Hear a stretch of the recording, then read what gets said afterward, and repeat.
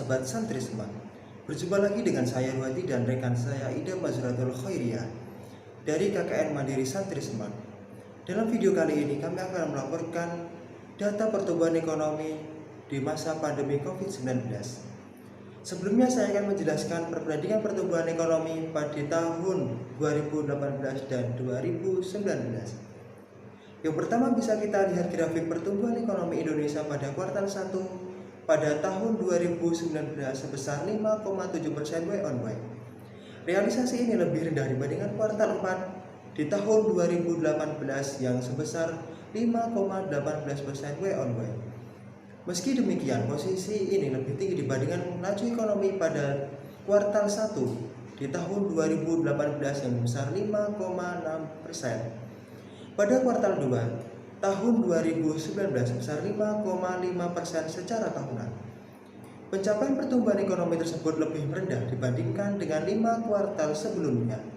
Secara kumulatif pertumbuhan ekonomi sepanjang semester 1 pada tahun 2019 tercatat 5,6% secara tahunan.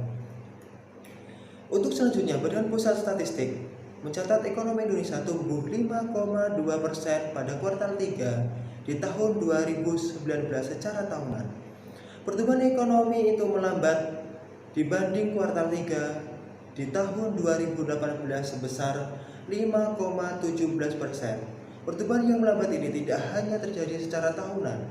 Pertumbuhan juga melambat menjadi 3,6% dari 3,9% Y-on-Y dibandingkan kuartal sebelumnya. Adapun dari kuartal 1 di tahun 2019 hingga kuartal 3 di tahun 2019, ekonomi tumbuh sebesar 5,4% setiap tahunnya. Laju pertumbuhan ekonomi pada kuartal 4 di tahun 2019 semakin melambat. Badan Pusat Statistik mencatat ekonomi Indonesia hanya tumbuh 4,97%. Melambat dibandingkan kuartal sebelumnya sebesar 5,2% maupun periode yang sama tahun lalu sebesar 5,18% Y-on-Y. Kepala Badan Pusat Statistik Suharyanto menjelaskan perlambatan pertumbuhan ekonomi pada kuartal terakhir tahun lalu terutama disebabkan oleh kondisi global. Adapun ekonomi sepanjang tahun 2019 tercatat tumbuh 5,2% dibandingkan pada tahun 2018 sebesar 5,17% Y-on-Y. Untuk pertumbuhan ekonomi pada tahun 2020 akan disampaikan oleh rekan saya Ida Mazratul Khairiyah. Baik, Kepala Pusat Kebijakan Ekonomi Makro, Badan Kebijakan Fiskal atau BKF, Kementerian Keuangan Hidayat Amir mengatakan bahwa kerugian ekonomi akibat penyebaran wabah virus corona atau COVID-19 ini dapat dilihat dari pertumbuhan ekonomi Indonesia pada kuartal 1 tahun 2020 yang menurun jauh. Seperti yang kita ketahui, pencapaian tersebut mengalami kontraksi baik secara tahunan dari yang sebelumnya sebesar 5,07% pada kuartal 1 2019 maupun pada 3 bulan terakhir dari yang sebelumnya 4,97% di kuartal 4 2019. Adanya les dari potensial growth ekonomi Indonesia dari 5 ke 2,97 sekitar 2,03% dari pertumbuhan ekonomi. Sedangkan pada kuartal 2 2020, Badan Pusat Statistik atau BPS mencatat pertumbuhan ekonomi Indonesia minus 5,32%. Angka tersebut berbanding terbalik dibanding kuartal 2 2019 yakni sebesar 5,05%.